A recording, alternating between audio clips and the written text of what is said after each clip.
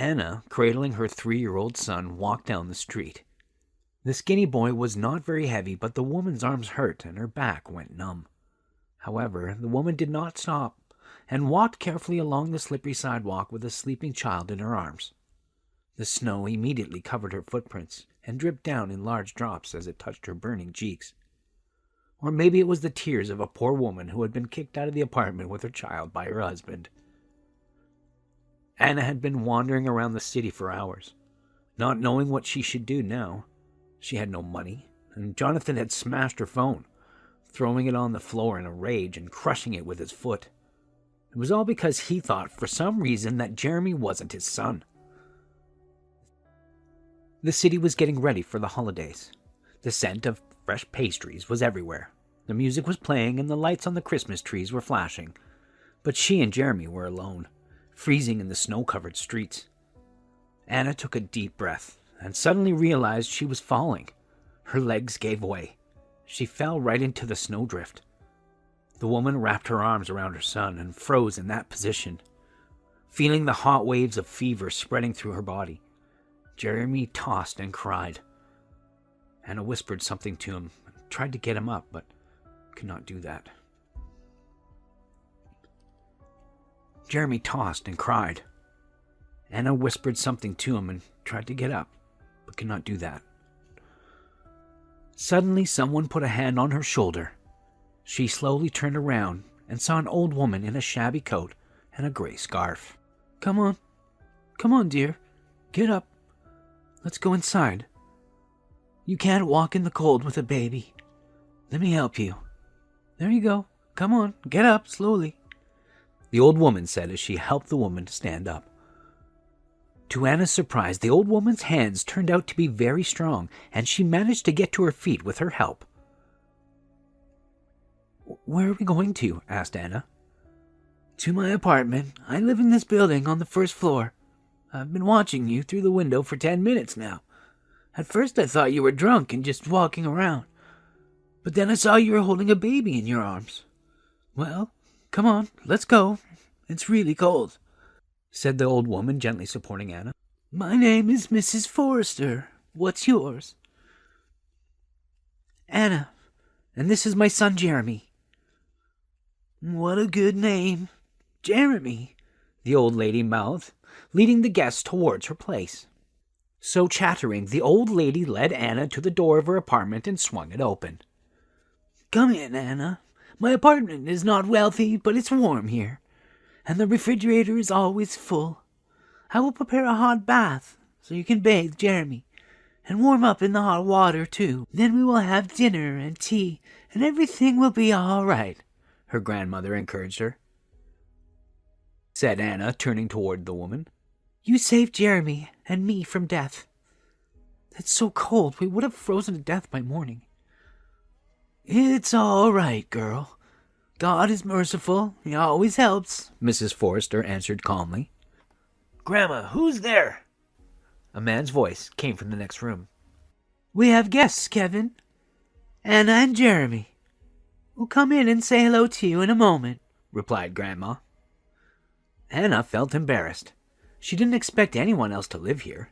She glanced at the front door, and the old lady understood her confusion. "Don't worry, it's my grandson, Kevin. He's bedridden after an accident for over a year now. I take care of him. He has no parents. Sometimes a nurse visits us. Well, let's go say hello." Anna came in and saw a big guy in his 30s. He rose slightly on the cushions and looked at his guests and the little boy hiding behind her. "Hello," said Anna.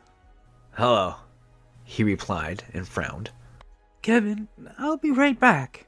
I'll only show Anna where she's going to sleep," Mrs. Forrester explained to him and walked out, showing Anna the way to her room. Half an hour later, Anna, with her skin red from the hot water, came out of the bathroom, sitting in a warm terry-cloth robe and feeding Jeremy the soup Mrs. Forrester had heated up for them. The old lady already knew why Anna was outside late at night and only shook her head. "Your Jonathan is just a fool and a heartless man. How is it even possible to kick a wife and child out in the winter?" He took a DNA test, and according to the papers, Jeremy is not his son. But I know it can't be. Jeremy is his son. There's been some mistake," Anna excused herself. "I just can't believe it.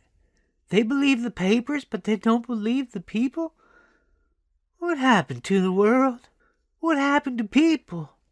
My Kevin is such a good guy. He's only 27 years old and he's already bedridden.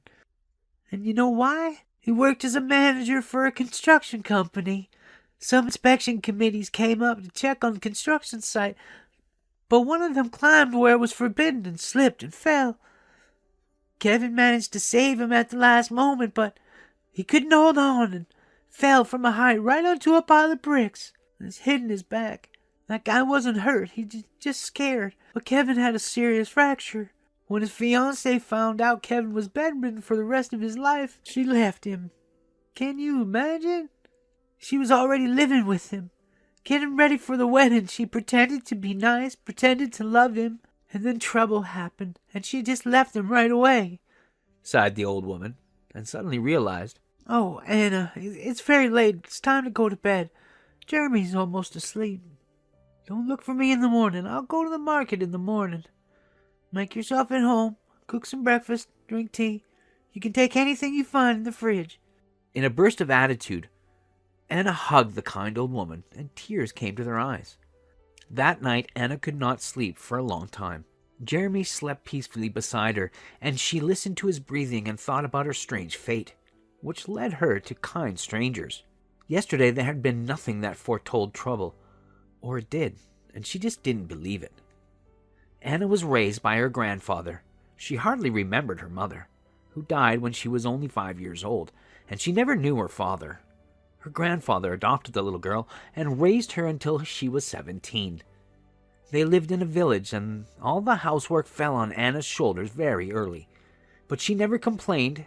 She understood that her grandfather could not cope with everything without her help. When her grandfather passed away, the girl felt truly alone. And one day, a young, handsome Jonathan came to their village. His relatives lived there, and he came to visit them. Jonathan saw Anna when she was walking home after swimming in the river. He could not pass by such an attractive girl. Jonathan really liked the smiling Anna and began to visit her often. He was also impressed by the sternness of the young beauty. One day he pulled Anna close to him by force. Then the easygoing and calm girl immediately turned into a wildcat. After that, Jonathan begged her forgiveness for 2 weeks, promising that it would never happen again. Jonathan wooed Anna for more than a year, falling more and more in love with her, and on her 19th birthday he proposed to her. Anna said yes. Soon they were married, and her husband took her to the city, promising her eternal love and endless happiness. But it didn't turn out that way. Jonathan's family was not wealthy, more like middle class, but they were hereditary scientists and paid special attention to the matters of bloodlines. They reacted sharply negatively to their son's marriage to the country girl. "Jonathan, can you explain why you took that beggar girl to our apartment? She's dressed like she's still in her God-forsaken village. She doesn't have a penny. How can you show her to people? How are you going to go out in public with that ugly girl?" his mother said. "Mom, Anna is a decent girl. She's kind and hard-working." Her son tried to change his mother's mind. "Oh my goodness, what benefit can we get from her kindness? If you had married Melody like we wanted you to, I wouldn't say a word about your choice, but now..." "Mom, that's what you wanted, not me. Melody is stupid and frivolous." "But she's rich. Are you going to play chess with her or what? And anyway, you dated her, and everything was fine until you met that ugly beggar. Jonathan, you don't understand. You can live in a big luxury house now, but all we have to live in is a 2-bedroom apartment. What's your sister going to do? She's getting married soon, too. And how will we all live here?" his mother asked pretentiously. "Rent an apartment," my sister advised. "When you have a baby, I don't want to listen to the babies cry all the time." Anna often heard all these conversations. She asked her husband to go to the village and live there, but Jonathan didn't even want to hear about it and didn't want to rent a place to live. Taking out their anger on the girl, Jonathan's mother and sister turned her into a slave. And she, not wanting to ruin the fragile peace in the family, patiently did everything they told her. To everyone's surprise, Anna could not get pregnant quickly, and then her husband's mother and sister began to suspect the girl of infertility. "And why did you come into our lives at all? You are of no use to us at all," her mother-in-law once exclaimed, looking at her daughter-in-law with hatred. "You can't even clean the floors properly!" Anna's patience ran out. At this very moment, she was cleaning the floor. She straightened up, threw the rag on the floor, and suddenly pushed the bucket with her foot. The bucket fell and water spilled all over the floor. "That's it! I've had enough!" she exclaimed, and, not listening to her mother-in-law's shouts, began to pack her stuff quickly. Jonathan turned away from the computer and went out to the noise, but Anna had already slammed the front door. Her husband caught up with her outside and started begging her to come back. "No way! And you know what? Either you look for an apartment right now or I'm filing for a divorce," she told her husband confidently. Jonathan found a place to live within an hour. It was as if fate had been waiting for it. As soon as they moved out of his parents' house, Anna got pregnant and 9 months later gave birth to a baby boy, Jeremy. The young mother was so busy with her son that she didn't notice that something strange was going on with her husband and that something had changed between them. She had no idea that his mother and sister were assuring Jonathan that the child didn't look like him at all. "While we were living together, she couldn't get pregnant. As soon as you moved out, it happened right away. It's not your baby. He doesn't even look like you," the mother told her son. Believing them, Jonathan secretly took a DNA test, and 3 days before Christmas, he threw the papers in her face. Then he kicked her and their son out of the apartment. Anna sighed. Her only close relatives kicked her out, but some strangers sheltered her. The young woman closed her eyes and, listening to the breathing of her sleeping son, fell asleep. When she woke up in the morning, she looked around in surprise. At first, she did not even realize where she was. After remembering everything, the woman sighed again and realized Jeremy was not there. Anna quickly got up from the bed, walked across the apartment, and stopped on the threshold of Kevin's room. Jeremy was sitting next to the poor guy, telling him something. "Jeremy, why are you disturbing Kevin?" she exclaimed, and immediately apologized for her son to the man. "It's okay. He's funny," Kevin smiled. She noticed that he had a nice smile, but then he saw the sympathy for him in her eyes. He frowned again, said, "All right, go feed your son." Anna saw him rise slightly on his elbows again, and she raised an eyebrow in surprise. "Why aren't you getting up?" she asked. "You don't look like a completely immobile person. I think you have a good chance of getting back to a normal life." "Listen," Kevin replied sharply. "Don't you have anything better to do with your time? Leave me alone. Actually, where's Grandma? Why does she let you come in here in the first place?" Anna left the room hurriedly, but she had already made up her mind and was confident that she would succeed. That same day, the young woman told Mrs. Forrester that she would help take care of Kevin. "It's hard for you to take care of him, isn't it? He's a big guy." "You can't even imagine," the old lady sighed. "But how are you going to do it? Kevin will protest." "We are not going to ask his opinion, Mrs. Forrester. He needs a little change of scenery. And now, let's get ready for the holiday together," the girl said with a smile. Happiness came into the house together with Anna. She knew how to cook the most delicious meals with the cheapest ingredients and took care of all the household chores. She also told Kevin that his grandmother had hired her to nurse him. "You do understand how hard it is for an old lady to take care of you," she told him. "No, you're the one who doesn't understand," Kevin insisted. "Do you even know what it's like to take care of a bedridden person? You'll not only have to give me medicine and dress me, but you'll have to bathe me. Do you want me to burn with shame?" "No, I want you to get back on your feet, and I'm stubborn. And in the summer, we will go to my house in the village. Fresh air will make your recovery go even faster," the girl said with confidence. The long arguments ended in Anna's victory, and Mrs. Forrester, looking at her grandson, couldn't be happier. Now he was always shaved, looking cheerful, and always smiling. He also began to exercise, bringing his muscles back to tone. Anna visited many doctors and finally got a referral for a recovery massage therapist for Kevin. The boy slowly but surely began to get better. In the summer, Anna took everyone to her country house. Only 6 months later, Kevin could already move around in a wheelchair.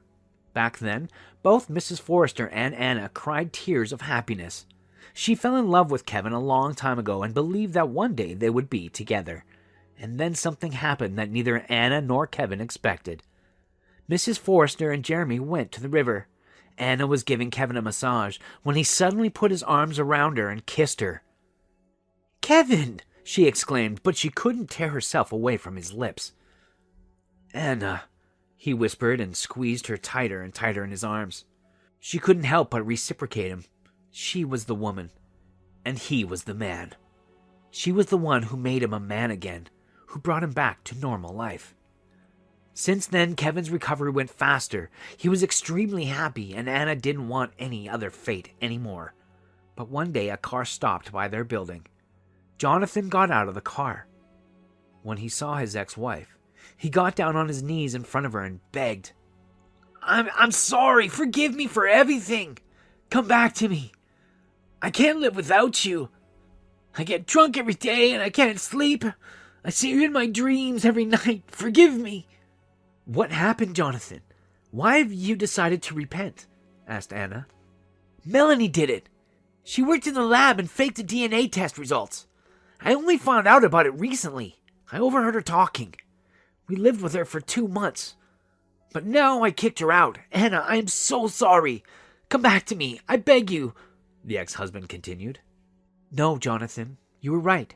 My son doesn't need a father like you. And I love another man. We're expecting a baby, so please get out of my life," the woman said calmly. "Anna!" she heard a happy man's voice. But it wasn't Jonathan. It was Kevin. Anna turned around and froze. He was standing on his own feet near the wheelchair. The woman gasped and rushed to him, hugging and kissing him. And Jonathan stood looking at them for a while. And then he got in the car. He was going to stop at the store to get a bottle of booze. Or maybe even 2 bottles, for he was in grief. In great grief.